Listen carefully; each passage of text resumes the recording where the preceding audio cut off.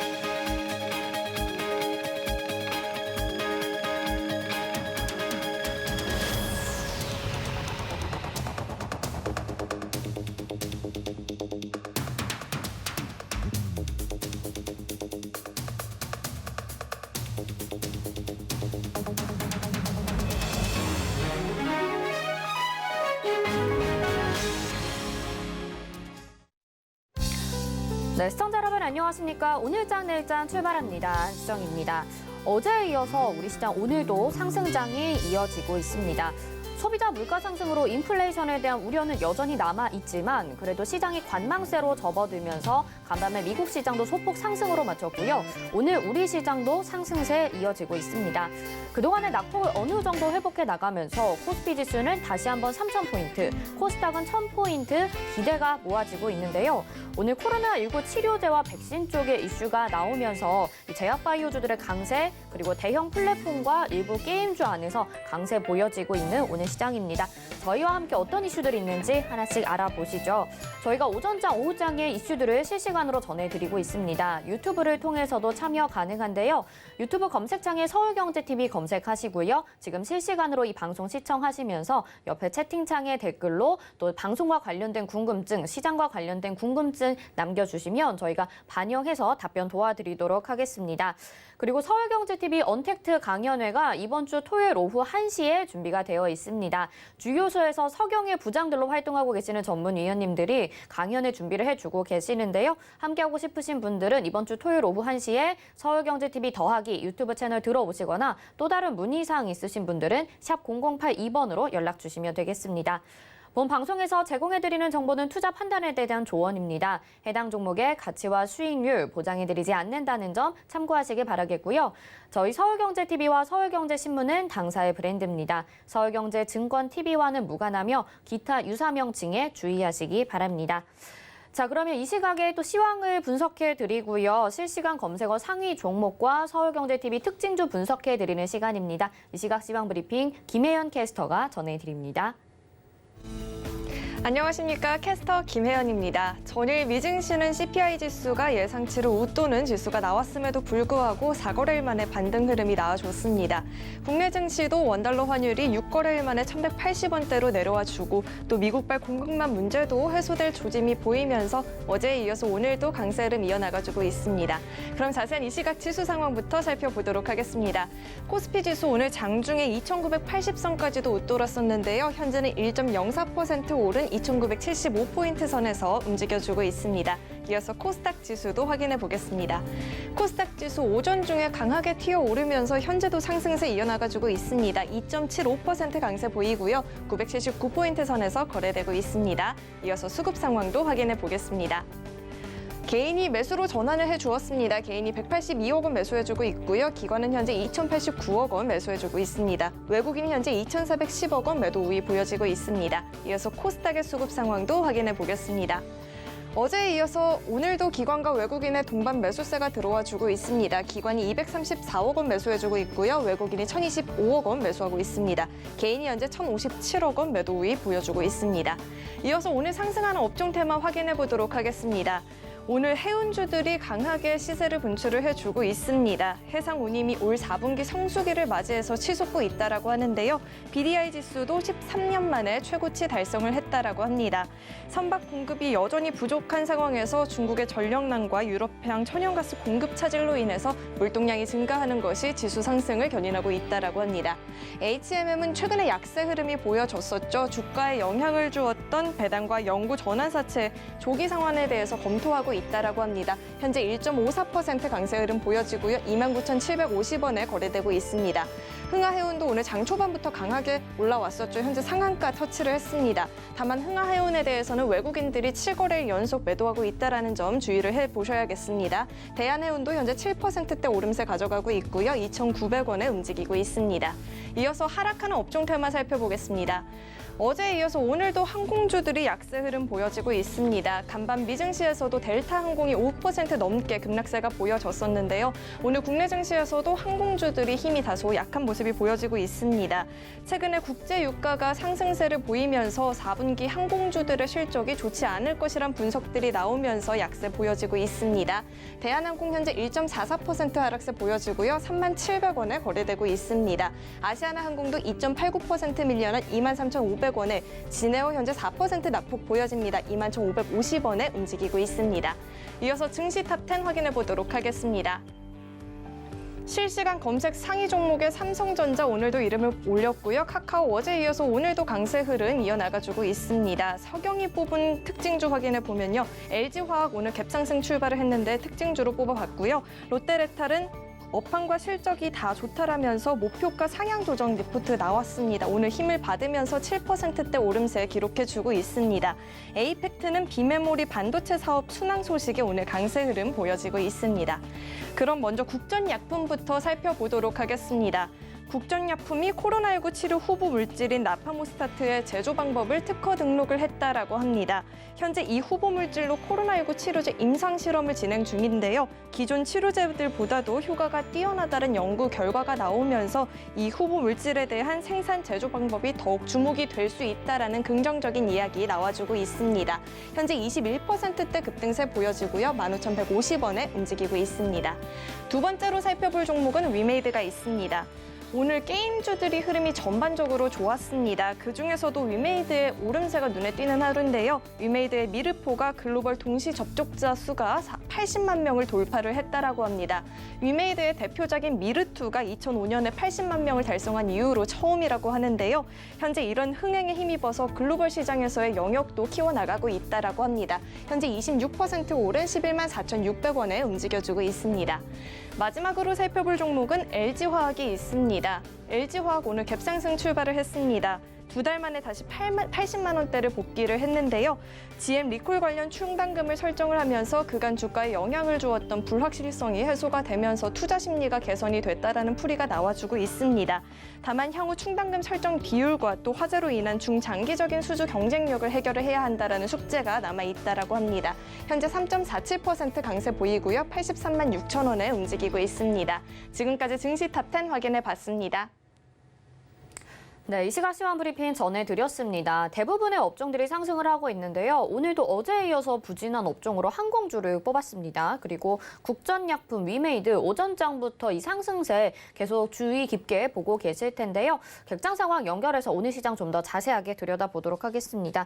유한타증권 메가센터 분당점 백인범 과장 연결되어 있습니다. 안녕하십니까? 네, 안녕하십니까? 네, 일단 오늘 코스닥 쪽으로의 상승세가 눈에 띄는 것 같습니다. 객장 상황 먼저 들어볼까요? 네, 오늘 객장 상황 전일과 유사한 좀 수급 상황이다라고 보시면 좋을 것 같고요.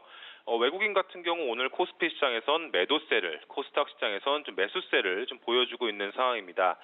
외국인은 오늘 거래소에서 LG화학, 그리고 네이버, 카카오 등으로 대한 매수세가 코스닥 시장에선 LX세미콘, 삼천당 제약, 루트로닉 등에 대한 매수세가 좀 특징적인 모습이었고요. 기관 같은 경우 오늘 전일과 마찬가지로 양시장 모두 좀 매수세를 보여주고 있는 가운데 코스피 시장에선 삼성전자, SK하이닉스, LG화학 등으로 대한 매수세가 코스닥 시장에선 위메이드, 심텍, 동아기업 등에 대한 매수세가 특징적인 모습이었다 볼 수 있겠습니다. 네, 지금 매수 상황 들어봤고요. 어제 시장에 대해서는 저점 매수를 위한 반발 매수세 이렇게 말씀해 주셨던 것 같습니다. 오늘 시장 한마디는 어떻게 정리해 볼 수 있을까요? 네, 오늘장 한마디 오래간만에 전업종 상승으로 좀 정해봤습니다. 물론 앞서 항공업종의 하락 등 일부 업종은 좀 하락을 맞고 있는 모습이긴 하지만 이 오래간만에 반등에 대한 시장 체감을 이 전업종 상승이다라는 말로 좀 표현을 해봤는데요. 오늘 우리 시장 연준의 이 11월 테이퍼링 시행 가능성에도 불구하고 기업 실적 기대감과 중국 수출 지표 호조 등에 따라 좀 상승 출발한 이후에 오후까지 좀 상승폭을 확대해 나가고 있는 모습입니다. 물론 지수 상황으로 봤을 때 이제 시가총액 상위 기업들의 이제 반등이 지수를 좀 견인하고 있는 가운데 대부분의 업종이 좀 상승하고 있는 모습인데요. 그간 워낙 단기에 좀 급락한 측면이 있는 점 등과 대비해서 본다면 아직 반등으로서 갈 길은 멀었지만 이제 최소한 하단은 지지했다라는 점에서 시장 참여자들은 안도하고 있는 모습입니다. 오늘 여러 업종에 좀 상승이 있는 모습이지만 그 가운데에서는 이 비철금속 관련주와 메타버스 관련주들의 이런 상승세 좀 짚어보시면 좋을 것 같은데요. 우선 중국발 공급난 이슈에 이 알루미늄 가격 급등세가 지속되는 점과 더불어서 이 비철금속 관련주들의 강세가 좀 나타나고 있는 모습입니다. 일단 중국이 이 세계 생산량의 절반을 차지하는 이 알루미늄 가격 같은 경우 연초 대비 최근 들까지 40% 이상 좀 치솟은 점 등의 이 알루미늄 관련주들의 상승세가 지속되고 있는 모습이다라고 보시면 좋을 것 같고요. 이에 따른 움직임에 고려 아연, 조율 알루미늄, 사마 알루미늄 등의 강세가 나타나는 점 등에 주목을 해보시면 좋을 것 같고, 관련주 내에서 특히 고려 아연 같은 경우에 세계 1위 좀 아연 재련 업체다라고 보시면 좋겠는데 최근 이 동박 등 2차 전지 소재 사업으로서의 확장을 좀 진행 중이다라는 점에 있어서도 봤을 때 비철금속 관련과 더불어 좀 2차 전지 소재 쪽까지도 향후 성장 모멘텀으로 삼아볼 수 있다라는 점에서 관련주 내에서 그래도 모멘텀 대비해서는 좀 주목받을 수 있는 모습이 이어질 수 있다라고 보시면 좋을 것 같고요. 다음으로 메타버스 업종의 반등세도 좀 눈에 띄고 있는 모습입니다. 그간 지수 하락기를 좀 거치면서 아직은 초기 성장 단계다라는 점 등이 주가 하락 요인으로 좀 작용해 왔던 상황이었고, 최근까지의 주가 역시도 급락 이후에 반등의 여지가 많이 보이지 않았던 상황이었습니다. 하지만 이 전일 상장된 이 메타버스 ETF에 약 170억 원의 자금이 몰리면서 이 메타버스 산업에 대한 이 시장 투자자들의 관심을 입증했다라는 점 등이 오늘 오전장에 특히 부각되었던 모습이었다 보시면 좋을 것 같고요.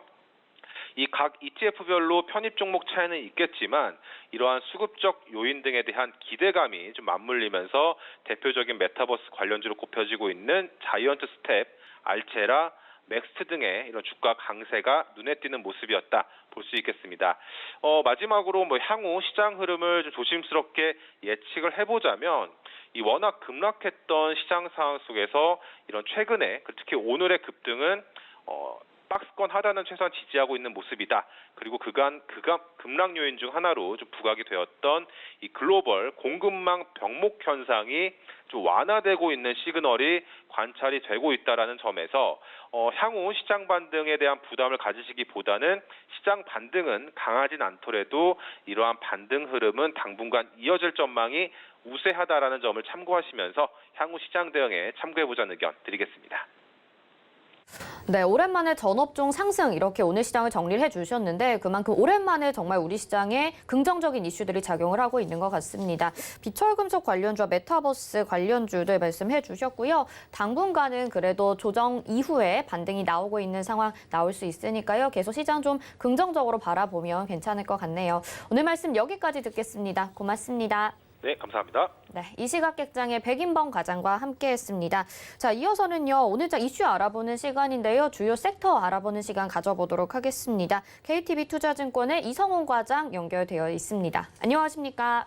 네, 안녕하십니까? 네, 앞서서 저희가 비철금속 관련주들에 대한 이야기를 잠깐 들었어요. 최근에 원자재 가격 상승으로 원자재 관련주들도 상승을 하고 있는데요. 원자재 관련주 먼저 전망 좀 짚어주시죠. 네, 지금 현재 이 원자재 관련주뿐만 아니라 지금 전 세계 경기에 대해서 가장 큰 화두 중에 하나가 이 원자재 가격의 상승이라고 좀 볼 수 있겠고요.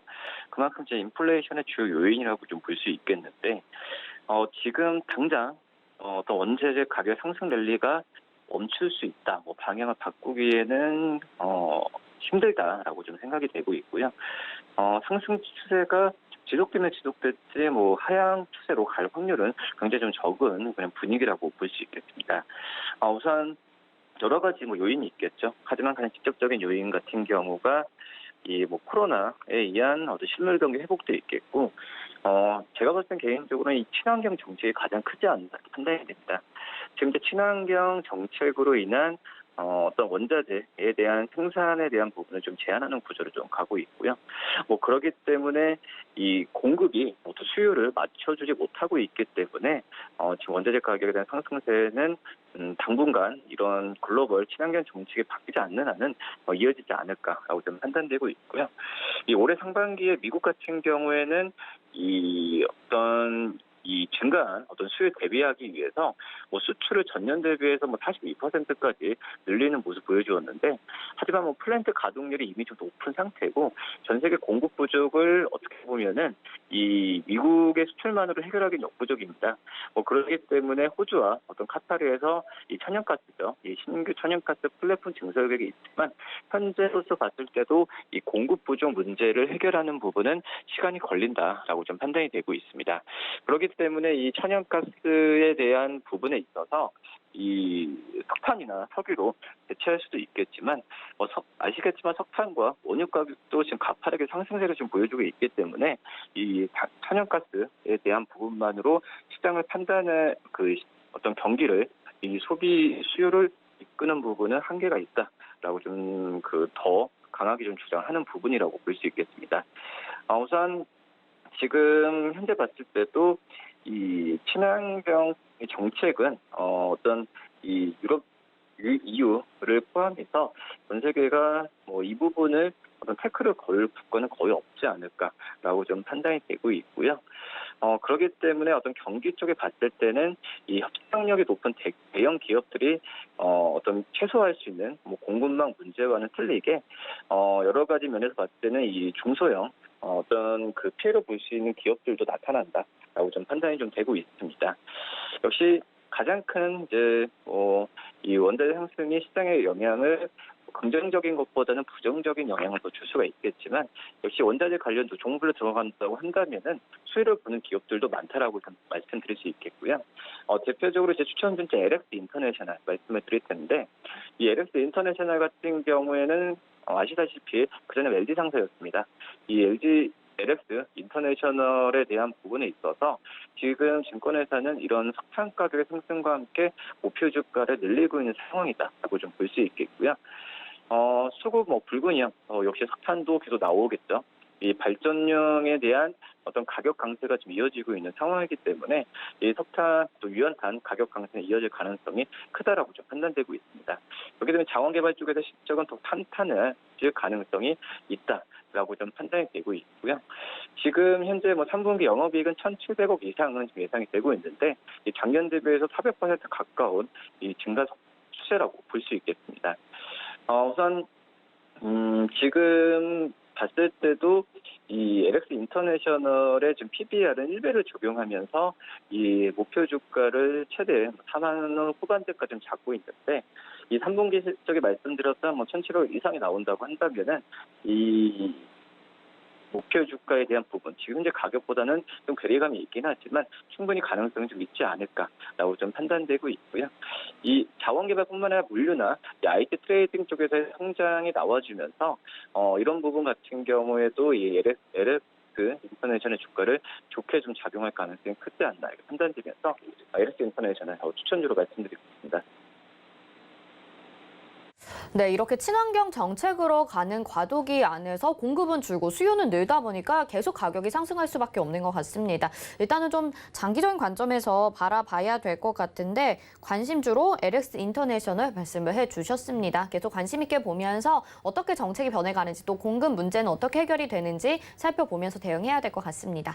오늘 말씀 여기까지 듣겠습니다. 고맙습니다. 네, 감사합니다. 네, KTB투자증권 이성훈 과장과 함께 원자재 관련주에 대해서 살펴봤습니다. 이어서는요, 시장 점검과 함께 원자재에 대한 내용 좀 더 심도 있게 다뤄볼게요. 오늘장 이슈 토픽으로 이어집니다.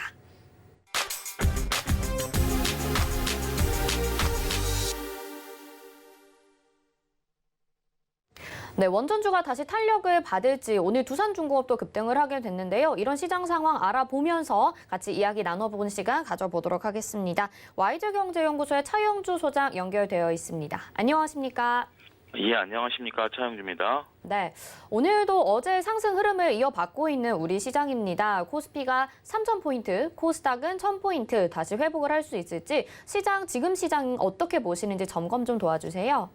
예, 일단 많은 투자자분들이 바라는 3,000과 1,000포인트가 빨리 회복이 돼야만 향후 시장에 있어서의 흐름들이 계속 이어질 수 있다라고 말씀을 드릴 수가 있겠습니다. 회복이 늦어지면 늦어질수록 매물대가 쌓일 수밖에 없기 때문에 이런 것들은 시장의 부담으로 다가올 수밖에 없다라고 말씀을 드릴 수가 있겠죠. 일단 지금 현재로서는 개인 투자자분들의 지속적인 매수만으로는 이러한 지금 그 상징적인 지수대를 돌파하기는 쉽지 않을 수 있다라고 보여집니다. 어제 이제 기관의 매수세가 들어오면서 시장이 변곡점을 만들어냈듯이 결국 외국인과 기관의 수급이 뒷받침이 돼야만 3,000포인트라든지 1,000포인트를 넘어설 수 있는 원동력이 되지 않을까 말씀을 드릴 수가 있겠습니다. 지금 외국인과 기관이 들어오느냐 안 들어오느냐에 대한 어떤 바로미터가 없기 때문에 조금 답답한 생각을 할 수밖에 없긴 하겠습니다만 어찌됐든 이들이 들어오지 않는 한 현재로서는 쉽게 올라가기 어렵다라고 보여지고요. 두 번째는 삼성전자의 반등입니다. 어제 오늘 반등세가 상대적으로 미약한데요. 삼성전자가 빨리 7만 원에 안착이 돼야만 이 지수대가 향후 올라가는 데 도움이 된다라고 말씀을 드릴 수가 있겠죠. 삼성전자가 갖고 있는 지수 영향력이라든지 이런 부분들을 감안하게 된다라면 이 역시도 삼성전자가 7만 원 밑에서 오랜 시간을 보내면 보낼수록 증시에는 부담이 될 수밖에 없다라고 보여지고요. 7만 원 안착 여부가 관건이 된다 말씀드릴 수가 있겠습니다. 네, 두 가지 포인트를 말씀을 해주신 것 같아요. 외국인의 수급 그리고 삼성전자의 7만 원 지지 여부가 핵심이 될 것 같습니다. 자, 그러면 지금 이렇게 시장이 좀 상승을 하고 있지만 불안감을 느끼는 이유 중에 하나 아까 원자재 가격 상승도 말씀을 해주셨는데 또 유가가 상승하고 있기 때문인 것 같습니다. 지금 WTI, 브렌트유, 두바이유 다 상승을 하고 있고 11일을 고점으로 해서 소폭 내려오기는 했는데요. 계속 급등을 이어나갈지 어떻게 보시나요? 예, 당분간 유가의 상승 흐름은 쉽게 꺾이지 않을 것으로 보여지고 있습니다. 일단 유가가 올라가고 있는 몇 가지 요소들이 복합적으로 작용할 수 있다라고 말씀을 드릴 수가 있겠는데, 현재 지금 경기 회복 속도가 가파르죠. 그러다 보니까 현재 지금 에너지에 대한 수요가 늘어나고 있다라고 보여지고 있습니다. 이렇게 에너지에 지금 현재 미국 같은 경우 CPI가 상당히 좋은 수준으로 나타냈는데요. 이렇게 소비자 물가 지수가 좋게 나타났다라는 것은 그만큼 경기 회복 속도가 가파르다라는 것을 의미한다라고 말씀을 드릴 수가 있겠고, 경기 회복 이꼬를 결국은 생산의 증가, 그렇게 된다라면 에너지의 사용이 늘어날 수밖에 없다라고 말씀을 드릴 수밖에 없겠죠. 그러한 부분들이 종합적으로 작용하면서 유가 상승세를 유지하는 원동력이 되고 있다라고 말씀을 드릴 수가 있겠습니다. 여기에 덧붙여서 지리적인 요소와 계절적인 요소가 복합적으로 작용한다라는 겁니다. 현재 지리적 요소라고 한다라면 현재 지금 중국 같은 경우 홍수가 나서 주요 석탄지대가 물에 잠기는 그러한 상황이 되면서 중국의 전력난을 더욱더 가중시키고 있고, 이렇게 중국이 현재로서는 석탄을 집중하지 못하다 보니까 천연가스라든지 이런 쪽들에 대한 관심도 지속적으로 증가하고 있다라고 말씀드릴 수가 있겠죠. 또 계절적 요인으로 본다라면 북반구가 그러니까 겨울이 들어오죠. 그렇게 되기 때문에 이러한 계절적인 요소에 따른 화석연료의 전반적인 수요가 늘어날 가능성이 있다라고 보는 거죠. 이러한 면들 때문에 현재 지금 에너지 가격 같은 경우는 쉽게 내려오지 어려운 그런 상황이 연출이 되고 있다라고 말씀을 드릴 수가 있겠습니다. 지리적이고 계절적인 요소들까지 글로벌 시장에서 유가가 상승할 수밖에 없는 상황인데 이런 유가 상승에 따라서 정유 가스주들도 상승을 하고요. 오늘은 원전주도 움직이고 있죠. 원전에 대해서 이 세계에서의 각국의 입장도 조금씩 변하고 있다는데 어떻게 바뀌고 있나요? 과거 원전한다라면 우리가 이제 환경과 좀 거리가 있는 것으로 보여지기 때문에 일부 국가에서는 원전에 대해서 상당히 부정적인 그런 부분들이 있었습니다. 그런데 최근에는 기술이 개발되다 보니까 과거처럼 대규모 장치 산업으로서의 원전이 아니라 소형 원전 정도의 그 추세가 이어지고 있다고 말씀드릴 수가 있겠습니다. 우리가 대형 장치 산업을 하게 된다라면 발전 단가가 싸지는 것은 사실입니다. 하지만 원전 해체라든지 폐연료봉의 보관이라든지 이런 부분들이 상당히 앞으로 문제시되고 있다라고 말씀드릴 수가 있겠고 이게 환경 문제를 불러일으키죠. 하지만 소형 원전 같은 경우는 폐연료봉을 갖고도 원전을 만들어낼 수 있다라는 장점을 가지고 있습니다. 우리나라 같은 경우도 최근이긴 합니다만 IAEA에서 폐연료봉에 대한 재활용에 대한 승인을 받았죠. 이것을 재활용하게 되면 핵무기가 될 수 있기 때문에 국제사회에 있어서의 인정을 받아야 됩니다. 인정을 받아야만 소형 원전을 개발할 수 있는 그러한 기술과 이런 것들을 사용할 수 있게 되는데요. 그러한 부분들이 있다 보니까 최근 우리나라도 이러한 부분들과 관련해서 소형 원전에 대한 현재 얘기들이 나오고 있고 그렇기 때문에 소형 원전과 관련된 그러니까 대형 원전 같은 경우는 우리나라는 지향한다라는 면이 분명히 있기 때문에 소형 원전과 관련된 그러한 그 관심이 최근에 대폭 늘어나고 있다 이렇게 설명을 드릴 수가 있겠습니다.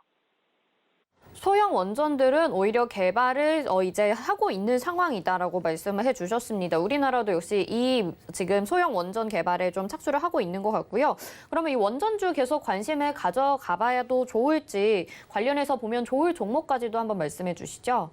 예, 우리나라가 이제 원전 얘기를 하면 뭐 일부 투자자분들께서는 우리가 원전을 포기를 했는데 무슨 소리냐라고 이제 말씀하시는 분들도 있는데요. 그거는 우리가 지금 나아갈 방향이고요. 현 정부에서 원전을 이러한 이유로 그 가동을 중단하거나 폐쇄한 적은 없습니다.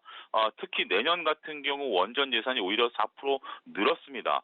그렇기 때문에 우리가 이제 지향해야 될 바는 원전을 줄여나가고 현재 있는 원전을 없애는 것이 목표이지 그것을 지금 당장 시행하고 있다라고 보는 것은 조금 그 정확한 현실에서 좀 떨어져 있다라고 말씀을 드릴 수가 있겠죠. 지금 정부도 이제 소형 원전에 대해서는 앞서 언급드렸다시피 국제사회의 승인을 받았기 때문에 조금 관심을 좀 기울이고 있고요. 이런 쪽들의 그 예산이라든지 지원이라든지 이런 것들을 하려고 노력을 하고 있다라고 말씀을 드릴 수가 있겠습니다. 오늘 뭐 두산 관련주들 올라가고 있습니다만 개인적으로 한전기술 같은 경우도 상당히 주도주로서의 역할을 할 수 있다라고 보여지고요. 정부가 나서서 이런 그동안 한전기술 같은 경우 원전과 관련된 수많은 기술들을 보유하고 있긴 합니다만 원전 관련주로서 오히려 못 오른 면이 있는데 이제는 이런 것들이 정부 지원하에 두각을 나타낼 가능성이 있기 때문에 그러한 측면에서 본다라면 새로운 가격을 형성할 가능성도 높지 않겠는가 말씀을 드릴 수가 있겠습니다. 네, 오히려 친환경적으로 갈수록 원전주들이 좀 더 관심을 받고 있는 상황, 그리고 지금 관심 있게 보시는 종목으로는 한전기술을 말씀을 해주셨습니다. 탄소 중립에 대한 이야기는 지금 계속 나오고 있습니다. 뭐 탄소 ETF도 나오고 있고요. 관련주들도 역시나 좀 주목해보면 좋을 것 같은데 어떻게 보고 계신가요? 예, 탄소와 관련해서는 조금 보수적으로 좀 말씀을 드릴 수가 있겠습니다.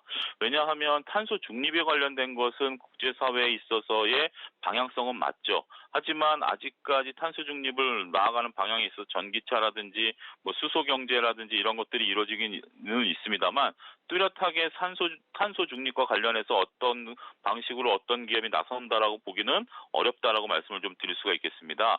그렇기 때문에 지금 상황에 있어서의 뭐 탄소 중립과 관련된 물론 ETF도 뭐 나오곤 합니다만 그런 것들에 투자하기는 아직까지는 시장의 관심이 집중화되지 않을 것으로 보여집니다. 그거보다도 먼저 2차 전지라든지 실질적으로 그런 것들을 내세울 수 있는 기업들이라든지 ETF 같은 쪽에 투자를 좀 집중하는 것이 낫지 않을까 좀 말씀을 드릴 수가 있겠습니다. 네, 탄소 관련주들은 아직은 보수적으로 조금은 이른 감이 없지 않아 있다라는 말씀해 주셨습니다. 자, 오늘 말씀 여기까지 듣겠습니다. 고맙습니다. 예, 감사합니다. 네, 와이즈 경제연구소 차영주 소장과 함께 원전주에 대해서 또 탄소에 대해서 이야기 나눠봤습니다. 이어서 이슈 칼럼으로 이어집니다.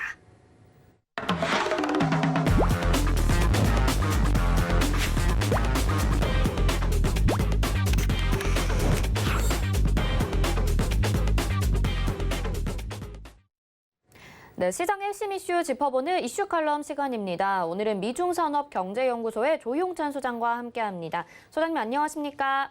예, 안녕하십니까? 네, 지금 이제 금리 인상에 대해서 국내에서도 그렇고요, 또 미국에서도 이야기가 계속 나오고 있습니다. 일단 우리나라는 동결을 하기로 했고요. 아마 미국에서도 금리 인상을 곧 하게 될 텐데 그 시기가 언제일지 궁금하고요. 또 하게 된다면 시장에 미칠 영향 등 말씀을 좀 해주시죠.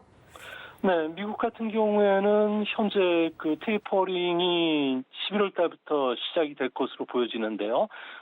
아무래도 이런 그 긴축 발작까지는 가지는 않을 것으로 보여집니다. 자산 매입과 관련해서 예전만큼 중요한 금융 정책도 아니고요. 또 장기 금리를 변동시킬 정도의 그런 정책적인 효과가 없을 거로 보여집니다. 지난번 그 금리 인상은 테이퍼링이 있은 2년 뒤부터 시작이 됐는데요. 이번에도 비슷한 속도로 진행이 된다면 올해 11월 달에 테이퍼링 그리고 내년 10월을 전후해서는 테이퍼링이 완료가 될 것입니다. 금리 인상은 2023년 11월 전후부터 개시가 될 가능성이 크고요.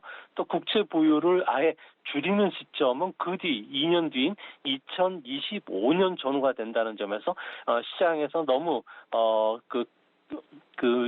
아주 면밀하게 반응을 하지는 않아도 되지 않나 이렇게 보여집니다. 긴축 발작은 없을 것이다. 그리고 11월에 테이퍼링이 시작되고 내년 10월 정도에나 금리 인상이 될 가능성이 있다라는 말씀을 해주셨습니다. 일단 페드에서 이 인플레이션에 대해서 일시적이다라고 계속해서 말을 해왔고요. 최근에는 좀 장기적으로 이어질 수 있다 이렇게 좀 말이 변하기도 했지만 일시적으로 말하는 근거가 무엇인지도 궁금하고요. 또 1970년대에 있었던 임금 인상에 따른 인플레이션 없을 것이다라고 이야기를 하고 있는데 그 이유도 궁금합니다. 네, 과거 경제 구조들이죠. 70년대, 80년대를 보면 대부분 제조업 위주였습니다. 근로자도 남성이었고요. 노동조합에 대부분 소속이 됐기 때문에 임금 상승 압력이 강할 수밖에 없었다는 겁니다. 하지만 지금을 보면은 경제는 서비스업 중심으로 지금 바뀐 상태고요. 또 인력 구조도 여성뿐만 아니라 고령자, 외국인도 지금 포함되고 있습니다. 또한 근로 방식도 많이 변화를 하게 됐는데요. 경업이라든지 부업, 프리랜서가 일반화되어 있는 상황입니다. 여기에다가 기업들 같은 경우에는 해외로 공장을 이전하면서 또 공장 자동화라는 선택 사항까지 있기 때문에 임금이 현재로서는 오르지 못하는 구조고 또 이번 임금 인상 같은 경우에도 일시적이지 않을까 보여집니다.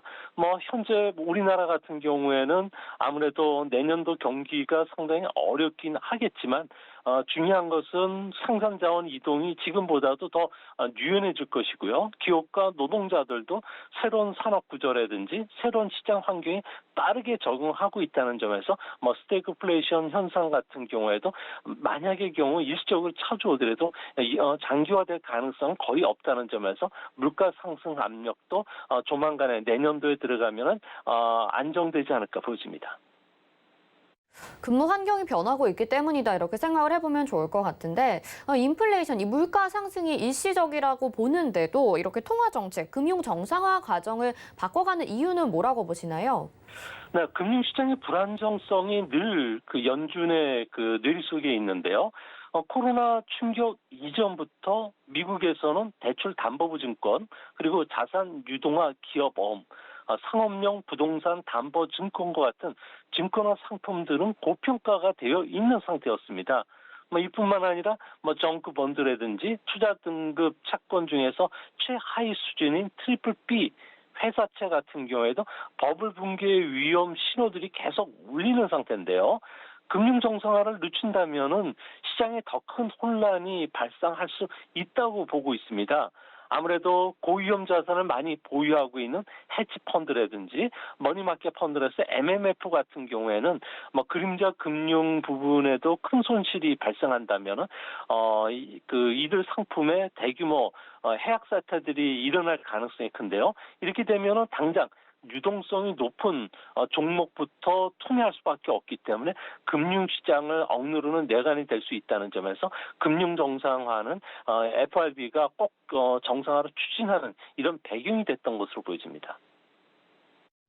금융 정상화가 꼭 필요한 시점인 것 같은데 이제 연준이 11월부터 테이퍼링을 하겠다라는 내용을 발표를 했습니다. 신흥국 주식시장에 어떤 영향을 미칠지도 궁금한데요.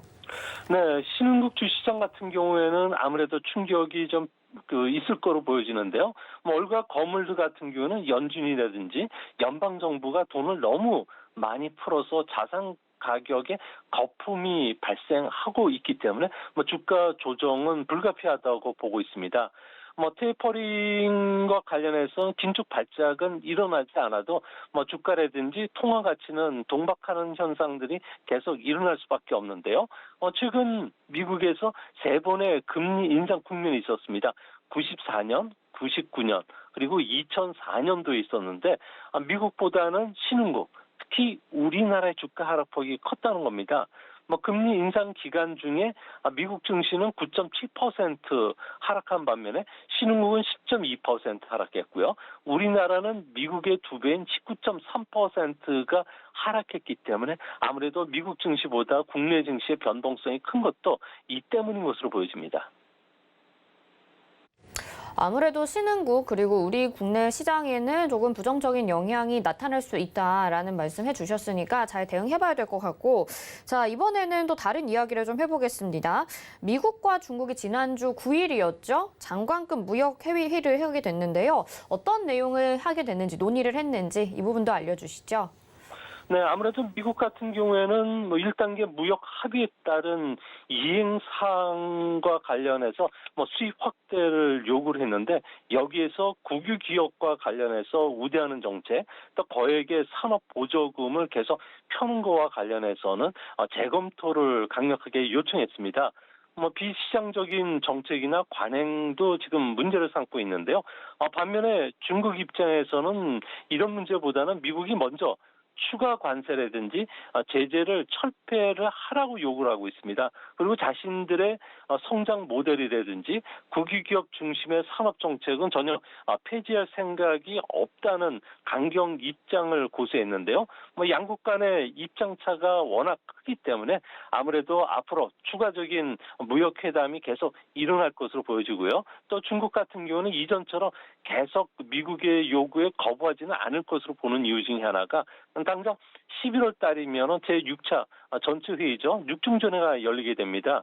뭐 당 원로들 같은 경우에는 대미 관계 악화를 우려해서 협상하라고 좀 이야기를 하고 있기 때문에 뭐 시 주석 같은 경우에도 내년 가을에 있는 당대회까지는 계속적으로 협상은 임할 것으로 보여집니다.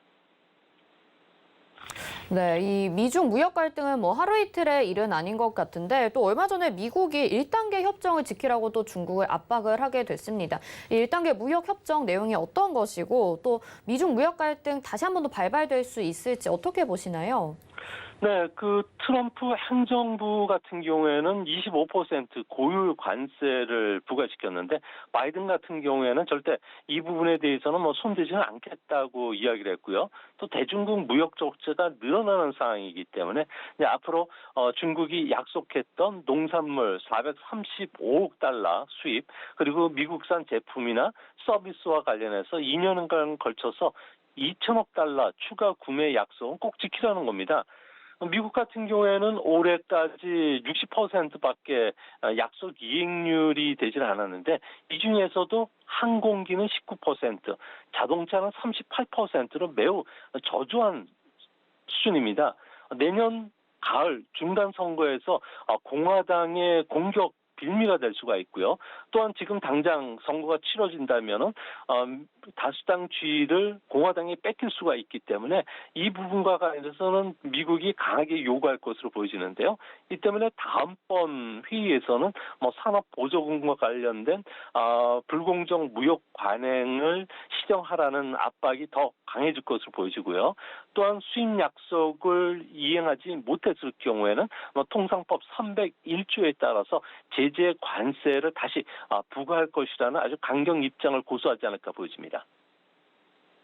중국이 지금 이 약속을 지키지 못하고 미국이 강경책을 쓰게 된다면 중국 입장에서도 또 대안을 마련을 해야 될 것 같은데요.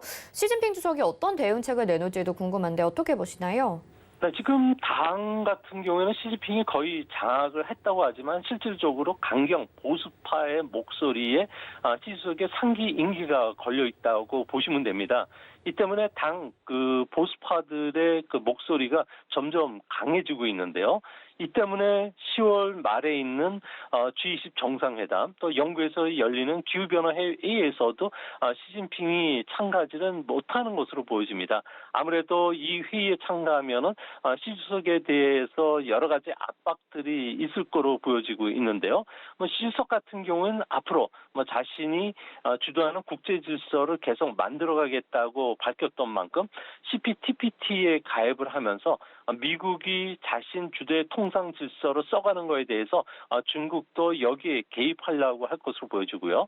또한 디지털 위안화 발행과 관련해서 속도를 낼 것으로 보여지는데요. 이렇게 되면 달러 기축 통화 체제, 또 금융 패권과 관련해서도 미국이 좀 흔들리지 않을까 보여집니다. 또 한 가지는 미국이 계속 중국을 압박한다면은 바이든의 기후변화 협력이라든지 탈탄소와 관련해서 동참하거나 연계하지 않겠다는 뜻을 내비칠 것으로 보여지는데요.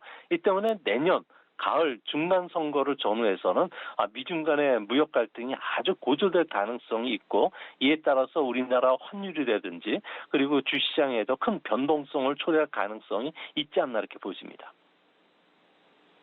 네, 중국 입장에서도 이런 강경한 대응책들이 좀 마련이 될 것 같은데 미중 갈등 좀 심화되는 게 아닌지 계속 우려스럽고, 자, 지금 두 번째 이제 대미 강경책으로 디지털 위안화 발급을 말씀을 해주셨습니다.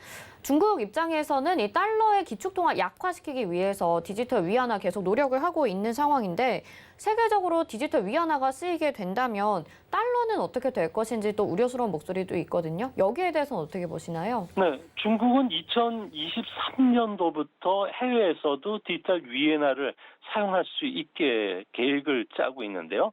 이렇게 되면은 거대 중화권 경제권의 1대1로 참가국이 먼저 참가를 하게 되고요. 주변국들도 아무래도 참가를 한다면은 위안화는 세계 기축 통화의 길로 들어서겠다는 겁니다. 세계 외환 시장에서 위안화 같은 경우에는 현재 점유율이 2.2% 정도에 불과한데요. 이제 앞으로 는 좀 더 높여가지고 한 18%까지 더 높이겠다는 생각입니다. 이렇게 된다면은 달러 구성비는 앞으로 44%에서 28%까지 떨어지게 되는데요. 이렇게 되면은 달러와 위엔화의 점유율 차이 같은 경우는 10% 내외로 축소가 됩니다. 이럴 경우 현재 전 세계 은행 대출의 53%, 채권 발행의 76%는 미 달러에 의존을 해왔기 때문에 달러 본위 체제에는 커다란 위험 요인이 될 가능성이 큰데요. 이 때문에 중국이 위엔화를 해외 보급하는 2023년에 FRB가 다시 금리를 인상한다든지 이렇게 됐을 경우에는 세계 금융시장 같은 경우에는 변동성이 커질 가능성이 크다는 점에서 리스크 오프 현상들이 출현할 가능성이 높지 않나 이렇게 보여집니다. 세계 경제에도 좀 타격을 줄 수 있는 이 디지털 위안화 계속 중국 입장에서 노력을 하고 있고, 또 중국 시장 들여다보면 지금 이 부동산 문제가 잠잠해지지 않고 있는 분위기거든요. 근데 지금 계속 부채 축소 정책을 쓰고 있습니다. 중국 경제 악영향인데도 불구하고 계속 중국이 이런 입장을 고수하는 이유 뭐라고 보시나요? 네, 홍다그룹발 디폴트 문제는 리먼 쇼크와 같은 체계적 금융 위기로 확산될 가능성은 없다고 보여지는데요. 아무래도 중국 정부 같은 경우에는 철저한 지금 모니터링을 하고 있고요. 또 은행의 스트레스 테스트까지 마친 상태입니다. 이 때문에 중국의 그 국채에 대한 CDS 프리미엄 같은 경우에는 51bp 정도로 크게 악화되어 있는 상황은 아닌 것으로 보여지는데요.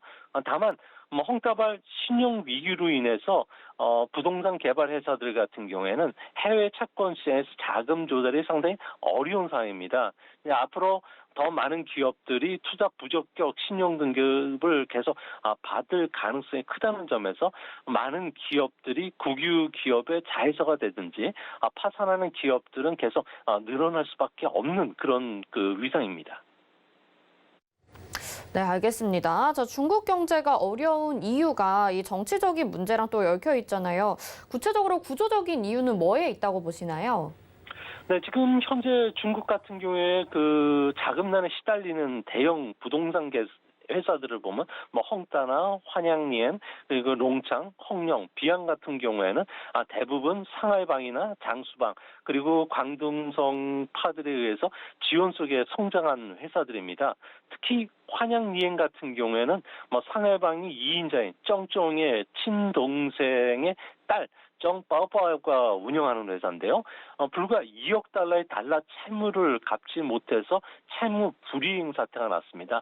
아무래도 상하이방 같은 경우에는 시진핑의 3기 임기를 놓고서 도와주지 않고 있기 때문에 시 주석 입장에서는 이들의 돈줄을 끊는 작업들을 하고 있는데요.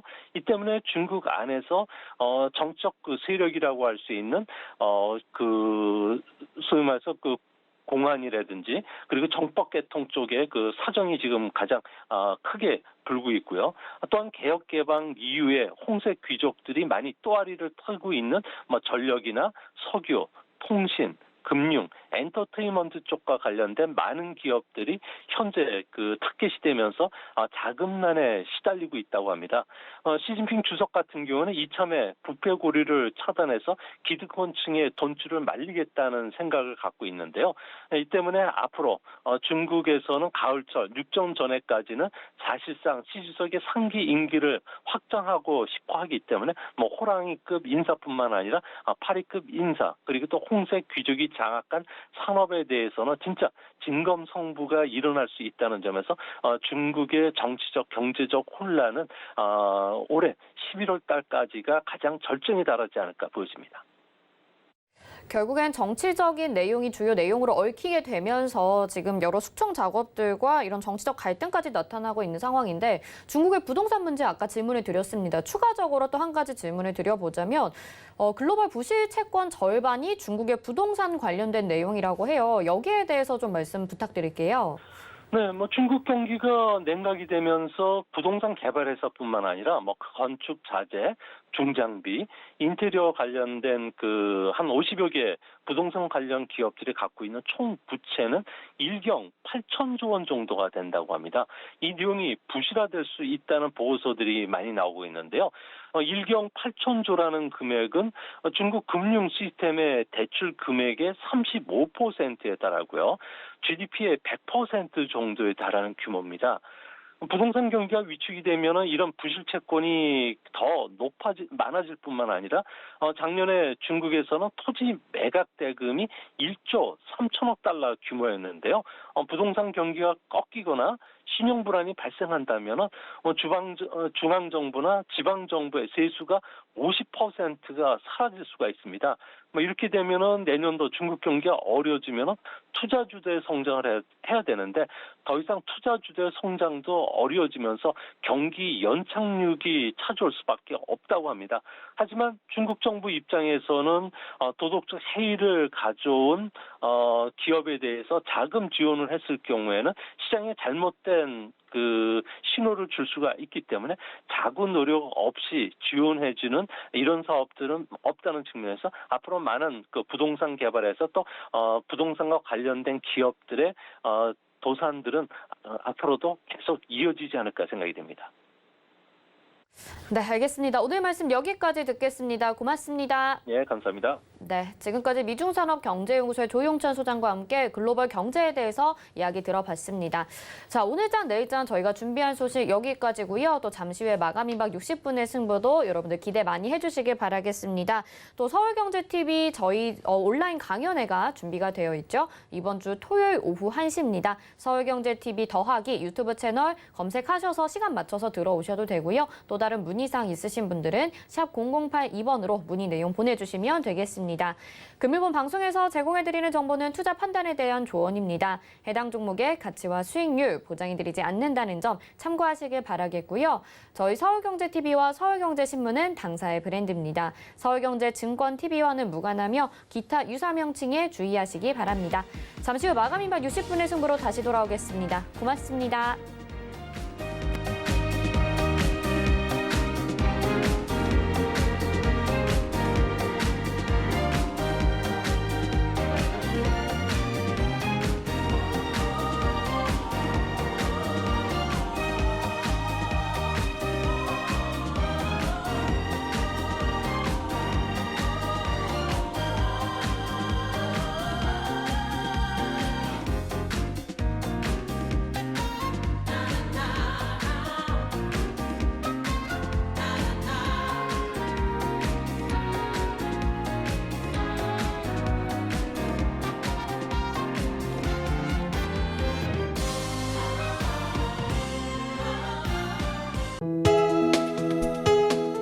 본 방송에서 제공하는 투자 정보는 투자 판단에 대한 조언입니다. 방송에서 제공하는 주식의 가치, 가격 상승 및 가격 하락에 대해서는 방송사에서 보장하지 않습니다.